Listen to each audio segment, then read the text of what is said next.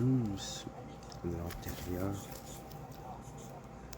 Une chose est dite l'antérieur de 4 façons. En un sens premier et fondamental, c'est selon le temps d'après lequel une chose est dite plus vieille et plus ancienne qu'une autre.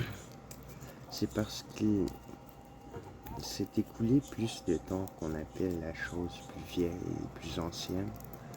En second lieu, est antérieur, ce qui n'admet pas de réciprocation en ce qui concerne la consécution d'existence.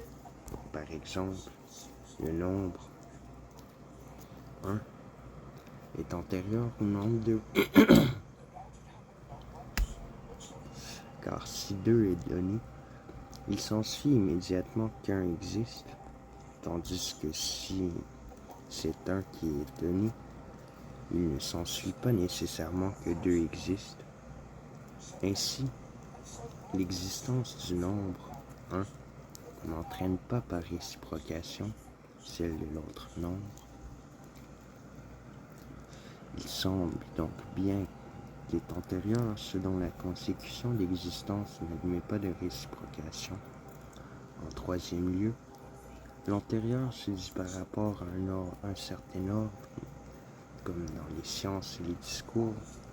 En effet, dans les sciences démonstratives, il y a l'antérieur et le postérieur selon l'ordre.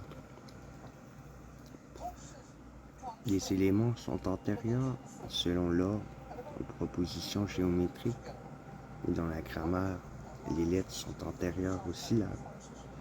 Et de même, dans le discours, le préambule est antérieur selon l'ordre à l'exposition. Outre les sens dont nous venons de parler, il y en a un autre. Ce qui est meilleur et plus estimable semble bien être antérieur par nature. Dans le langage courant, on dit des hommes qu'on estime le plus et qu'on aime le mieux, qui sont avant les autres.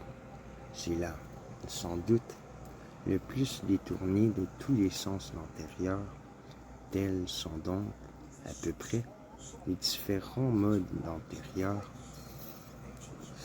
Il semblerait cependant qu'en dehors des sens d'antérieur que nous venons d'énumérer, il y en eut un autre dans les choses, en effet, qui admettent la réciprocation en ce qui concerne la consécution d'existence, la cause, à un titre quelconque, que l'existence d'une autre chose semblerait devoir être antérieure par nature.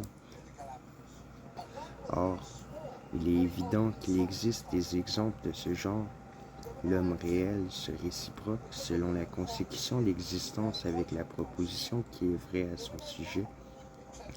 Si, en effet, l'homme existe, la proposition par laquelle nous disons que l'homme existe est vraie aussi, et réciproquement, si la proposition par laquelle nous disons que l'homme existe est vraie, l'homme existe aussi. Cependant, la proposition vraie n'est en aucune façon cause de l'existence de la chose. C'est au contraire la chose qui semble être, en quelque sorte, la cause de la vérité de la proposition, car c'est de l'existence de la chose ou de sa non-existence que dépend la vérité ou la fausseté de la proposition. C'est donc bien de 5 façons qu'une chose est antérieure à une autre.